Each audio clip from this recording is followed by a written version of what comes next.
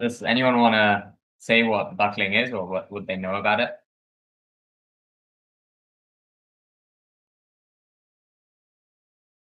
Yeah, isn't buckling when the material can't resist the moment and it yields internally?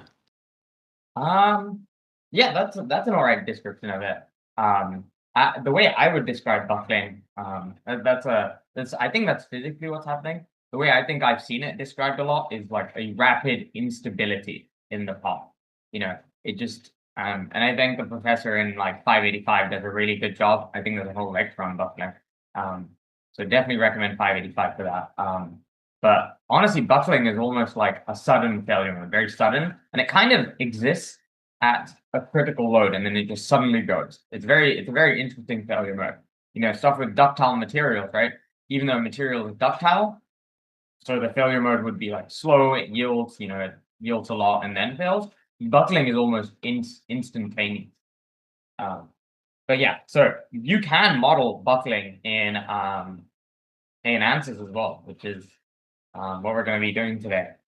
So let me go ahead and open Space Plane and start making a model. This will be a simple model, and if you have answers open, you can follow along. You might see things buckle, in day-to-day life. Like for example, a good example I always have is like, if you get like a Coke can or like a soda can, you could like step on it and buckle it. Um, that's sort of what happens when it fails. It doesn't actually fail from compression. Um, so we're gonna quickly do here. I'm gonna switch to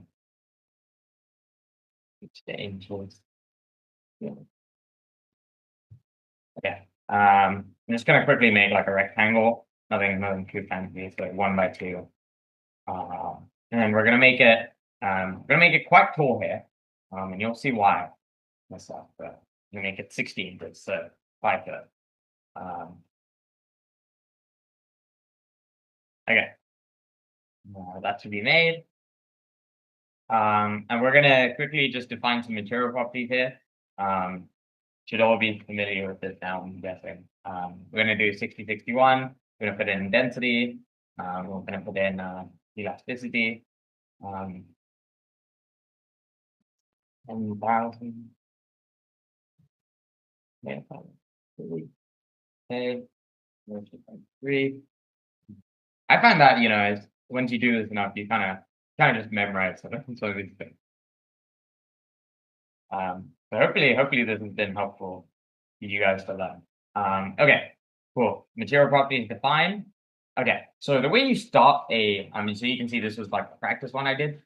This is our model that we're working on right now. So as you can see, it's eigenvalue buckling. You can't just directly do a buckling model in ANSYS. You kind of have to link a static structural model, and then that links to an eigenvalue buckling model. So first, we're just going to open a normal static structural model, and then you'll see how we can progress that into buckling.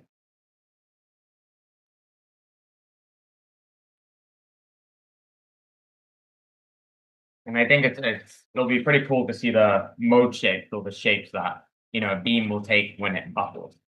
So we're just gonna make a metal beam that's loaded in compression and find out, or hopefully find out when it buckles.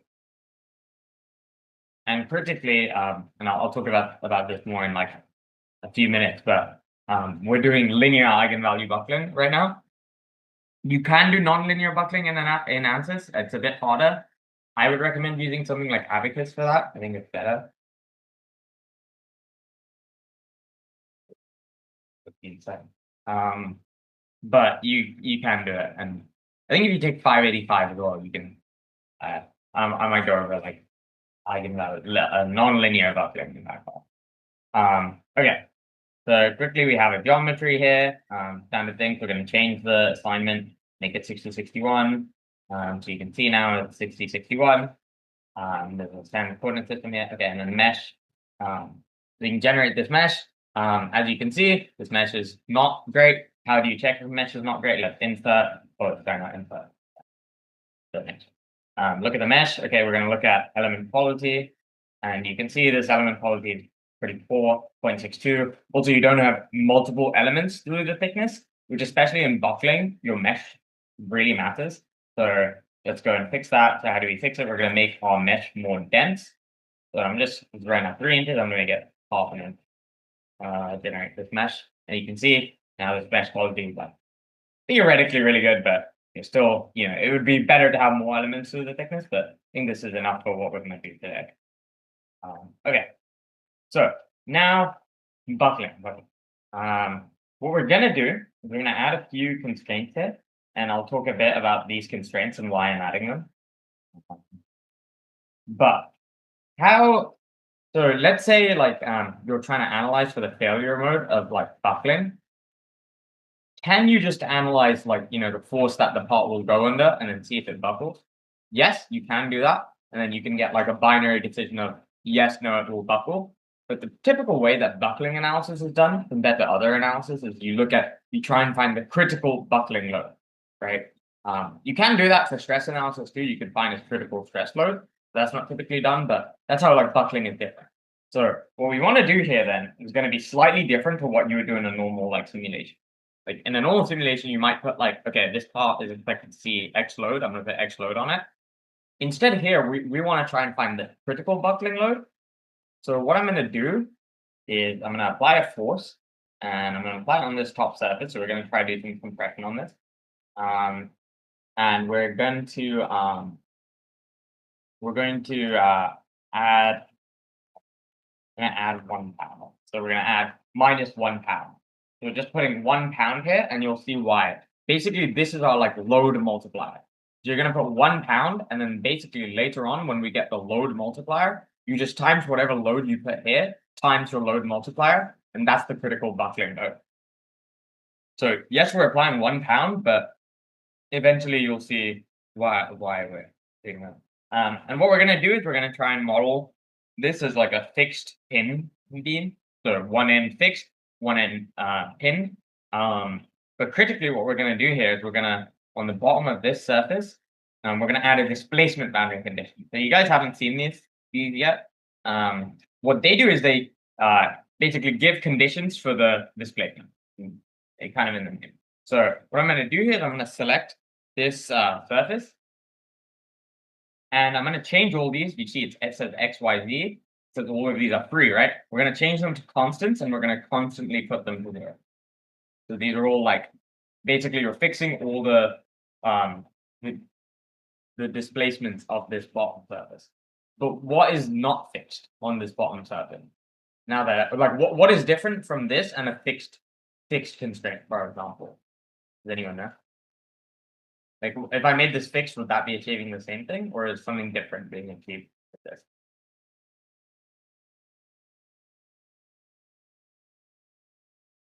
Any guesses?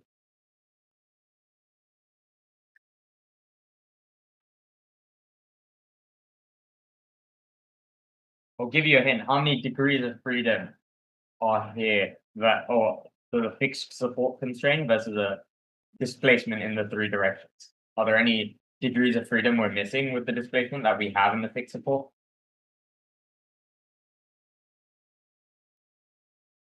Hey, Karen is asking a question. Can we try to engage more?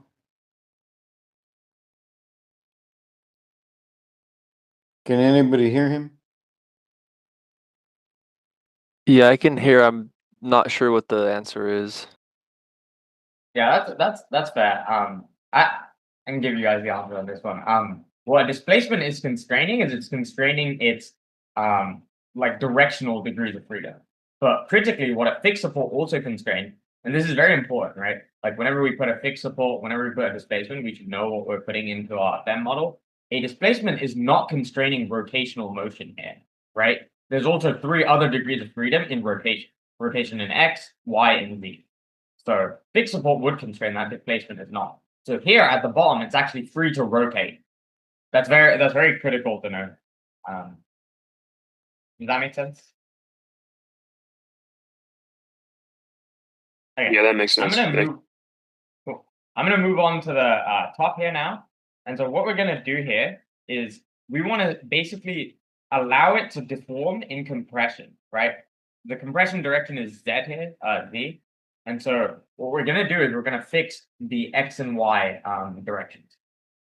So here I'm fixing 2 of the degrees of freedom, but I'm leaving Z as free. So actually, even though I'm fixing the displacement on the top here, in Z it's free, so it can compress. And we need to now select geometry, so we're going to select this part. So, and also, pro tip for the homeworks, whenever you want to like show all your constraints in like one image, you can just click this and then shift click all of them. And now I can see all the constraints. So A is my compression force here. C is displacement 2. And what is displacement 2? We're just fixing the X and Y directions and leaving Z free. And at the bottom, we're fixing all the directional freedoms, but leaving rotation free. Okay, so now we're going to solve it. And it's not going to buckle, which I hope you guys are convinced of. We're only putting 1 pound on it. But it's going to give you something where now we can calculate the linear eigenvalue value. We're going to retrieve the result. Your result should look something like this. So all it's doing is compressing. This makes sense. All we kind of did was we applied a load of 1 pound and we fixed the bottom. You can see it's deforming like not much. This is what you would expect, right? We're only putting 1 pound. But critically, because this is a linear model, we're going to be able to scale that up very nicely. You don't have to ramp the load. It's linear, right? If I double the load on my linear model, it's going to double, the deflection, right? That's F equals KX. Okay, so now that we've solved this, you can see that your static structural model will be all green. So I'm going to say, rename this as buckling or static buckling. Okay, and now what we're going to do is we're going to come to our toolbox. You can see there's a bunch of stuff. We're covering quite a lot of it. We covered, some transient thermal, steady state thermal, static structural, modal, and now buckling. Right, so you guys actually are getting so much experience in all of this toolbox. Hopefully useful. So what we're going to do is we're going to take this eigenvalue buckling and we're going to drag and drop it into the solution of our static structural model. Okay, so this is pretty important. The drag and drop eigenvalue buckling to this solution. There you go. But now it's created this new eigenvalue buckling problem. And now we can actually open this. And we're going to open the setup limits. So you can see it took some of our results from the previous part here. But now it also created this new eigenvalue thing at the bottom here. And look, it says D5, which corresponds to here, D5. You can see the deformations are still the same. So now with this eigenvalue buckling, what we're going to do is if you go into analysis settings, it's asking you for the max modes defined. This is basically like the different shapes it can take buckling. So I think we can look at, maybe the first 6 mode shapes of buckling. And so now what we're going to do is we're going to right click and we're just going to solve it. Because it already has a lot of the info already, right? But all it kind of has to do is now solve for these buckling mode shapes. Okay? And then you can see, now if you click solution info. Yeah, you can see in this, if you go look at this graph shape, you can see it gave us a bunch of different mode shapes, right? If I go to tabular data, it's giving these things called load multipliers. Let me put this on the side so it's easier. I made it very loud. There you go. Now you can see that. So you can see it's giving you this tabular data. It's like, okay, we're getting a mode at 1, 2, 3, 4, 5, 6, and it's giving you this, right? So similar-ish to what the modal looks like, but I can't really read this, and I don't really know what this means, right? I kind of want to visualize what this buckling shape would look like. So what we're gonna do is we're gonna right-click here, and there's a great thing. So make sure you're in the tabular data section when you do this. Right-click and click Create Mode Shape Results. And what that does is now look, it has a new deformation column, right, in the eigenvalue buckling. This is the deformation of your 6 mode shape. So we're going to click Retrieve Results, right? And there you go. This is a buckling mode shape, and you can go and switch through, and you should get the different mode shapes. So I'm gonna create results at all steps, and then if I right click and then generate all these results, that'll be all results. There you go. You have all the buckling mode shapes. So let's look at these mode shapes. This is the first mode shape, second, third, fourth, fifth, sixth. The way I know this is you can see here on the bottom, whenever I go to the different mode shapes, they'll tell me which mode shape I want. So actually, let's look at this mode shape. I'm going to turn off the mesh so that it looks cleaner.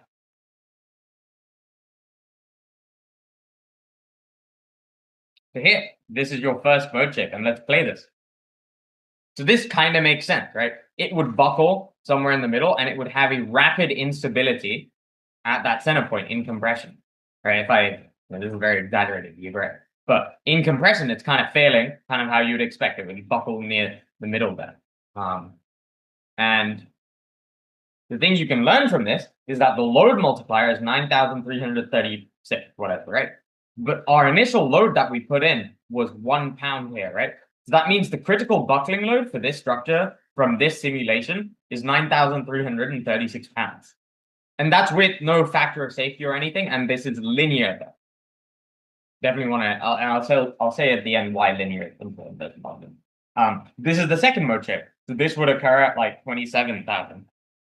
We can play this one, right? It's kind of interesting. It would buckle multiple times on the same face, right? Because one of the faces is less thick than the other before the other face buckled.